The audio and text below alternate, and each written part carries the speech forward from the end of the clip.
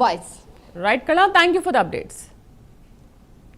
CM Revanth Reddy మాజీ మంత్రి Harish Rao fire అయ్యారు. మాజీ మంత్రి హరీష్ రావు పైన సీఎం ఫైర్ అయ్యారు. తుంగభద్ర మీద కర్ణాటక అనేక ప్రాజెక్టులు నిర్మిస్తుంటే రేవంత్ రెడ్డి ఎందుకు అడ్డుకోవడం లేదని నిలదీశారు. వీటిని అడ్డుకోవడానికి సీఎం ఏమైనా ప్రయత్నాలు చేశారని ప్రశ్నించారు. తుంగభద్ర జిల్లాలో చారిత్రక ఒప్పందం చేసుకున్నామని సీఎం అంటున్నారని, ఆ ఒప్పందం ఏమిటో చెప్పాలని హరీష్ రావు డిమాండ్ చేశారు. దీనికి మీరు ఏం రెస్పాన్స్ ఇచ్చిండ్రు? నిజంగానే ఇప్పుడు నాకు ఎందుకు ఇది నిజం అనిపిస్తుంది అంటే, ఇప్పుడు సంవత్సరం అయింది ఈ ప్రాజెక్టులు స్టార్ట్ అయ్యి. ఈ కురిడి కానీ, చిక్కలపరివి కానీ, చిక్కల మంచి కానీ, ఈ 3 ప్రాజెక్టులు కర్ణాటక స్టార్ట్ చేసి దాదాపు కురివి అయితే సగం పని అయిపోయింది. కురిడి ఈ 2 బ్యారేజీలు కూడా ఇలా ముందుకు పోతా ఉన్నారు. ఇప్పటి వరకు తెలంగాణ ప్రభుత్వం అబ్జెక్షన్ కూడా చెప్పలే.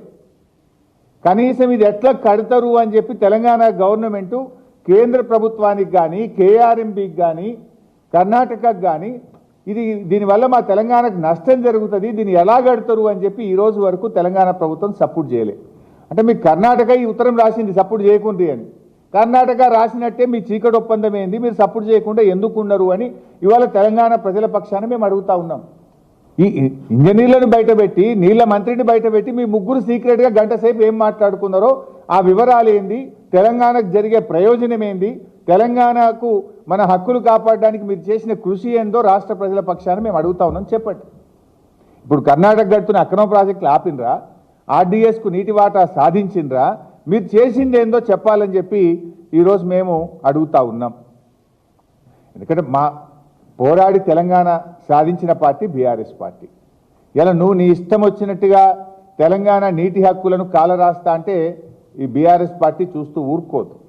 ఎందుకంటే తెలంగాణకు ట్రిబ్యునల్ న్యాయబద్ధంగా ఇచ్చిన అటు గోదావరి నీళ్లు కానీ, రాబోతున్నటువంటి కృష్ణా అవార్డుల్లో ఏ ఒక్క చుక్క నీళ్లు తగ్గినా, నువ్వు ఎక్కడ కాంప్రమైజ్ అయినా బీఆర్ఎస్ పార్టీ దానికి అంగీకరించదు. తొందరపాటు నిర్ణయాలతో దీర్ఘకాలికంగా రాష్ట్ర ప్రయోజనాలను దెబ్బతీయొద్దని చెప్పి మేము ఈ ప్రభుత్వాన్ని హెచ్చరిస్తా ఉన్నాం. కాంగ్రెస్ ప్రభుత్వంపై బీఆర్ఎస్ వర్కింగ్ ప్రెసిడెంట్ కేటీఆర్ మండిపడ్డారు. రాష్ట్ర